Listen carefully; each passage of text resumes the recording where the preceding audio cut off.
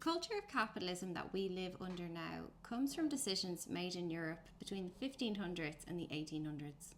From the 12th century onwards, European states began expanding the legal authority of landowners over local communities. This happened slowly through case law, royal charters, and legal consolidations. By the 1500s in England, elites began fencing off common land, the fields, the forests, the pastures. This process is known as enclosures. There were two phases: informal enclosures, carried out by private agreement or force, and statutory enclosures. From the 17th century, Parliament passed enclosure acts. Over 5,000 enclosure acts convert open, common, shared land into legally titled private estates. The result of this was mass displacement. Families lost access to grazing, collecting firewood, and they were forced into wage labour and debt bondage.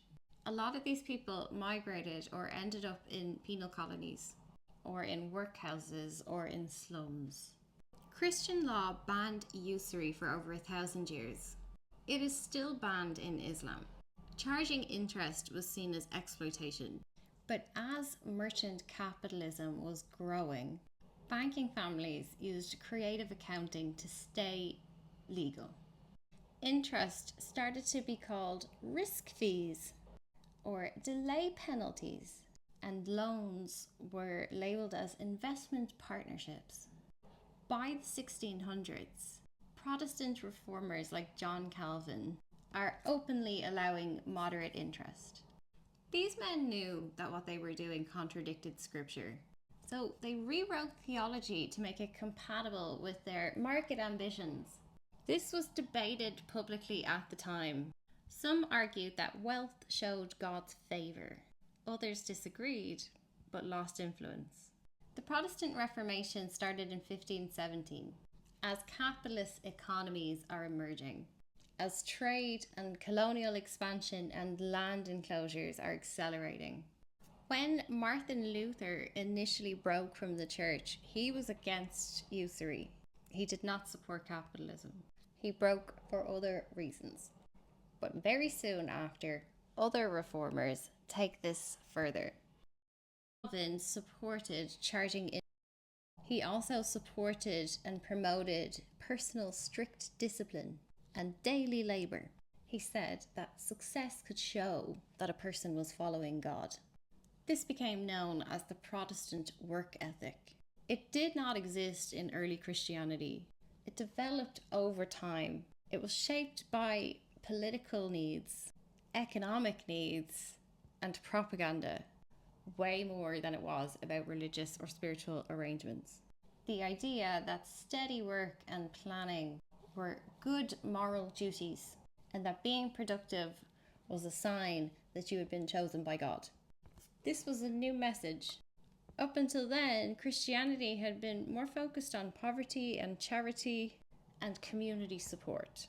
But Protestant governments used these new ideas to support changes in the law. In Geneva, where Calvin was from, the council started to punish idleness.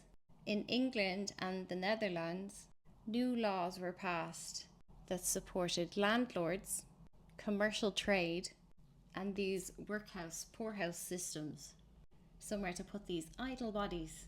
In Puritan New England, church elders enforced rules on timekeeping and saving and obedience.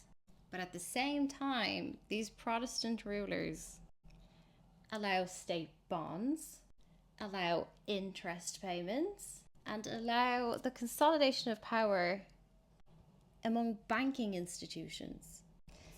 This would have been banned under medieval Christian law, and it was not an accident. They used the idea of religious reform to get the population agreeing to this new economic system.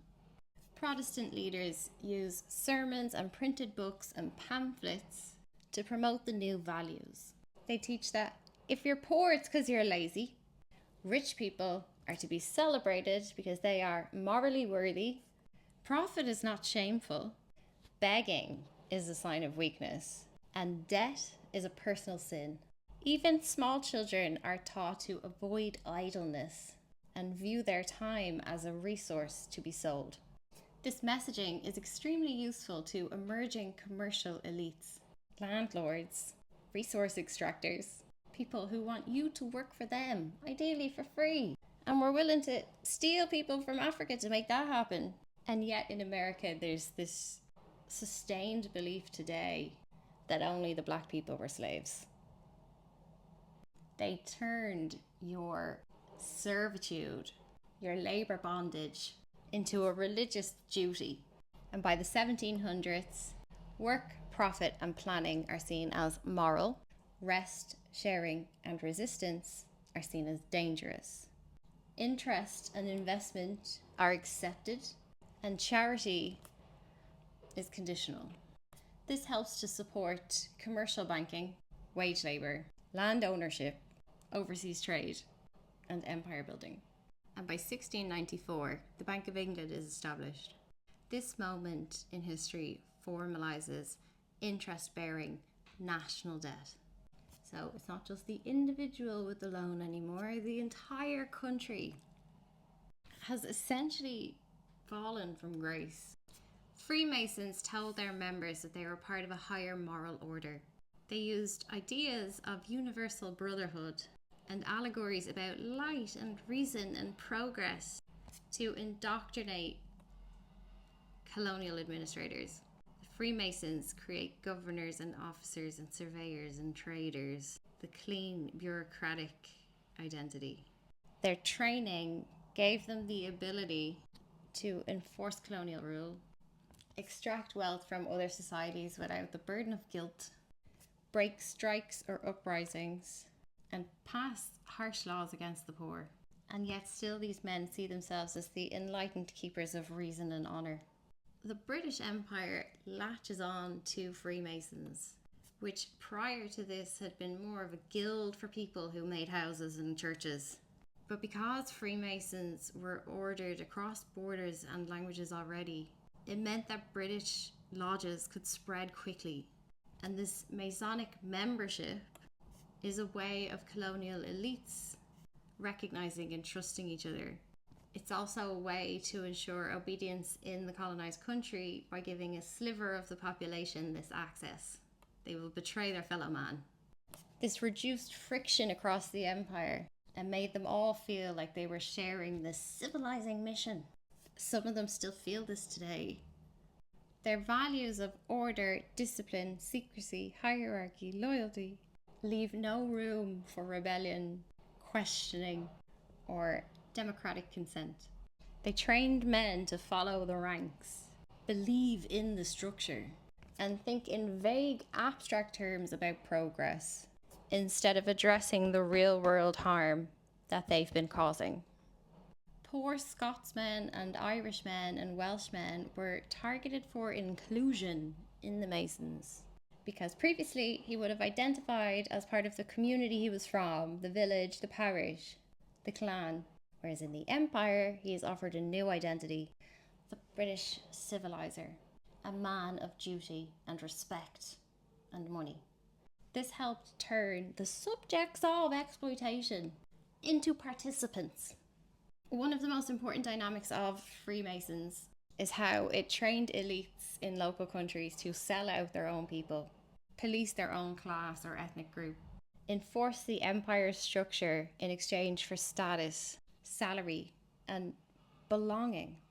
In exchange, all you have to do is adopt the empire's mindset and become a vessel for its harm without realising. And so Irishmen started joining the British Army. It was Scottish surveyors who mapped the land for Highland clearing.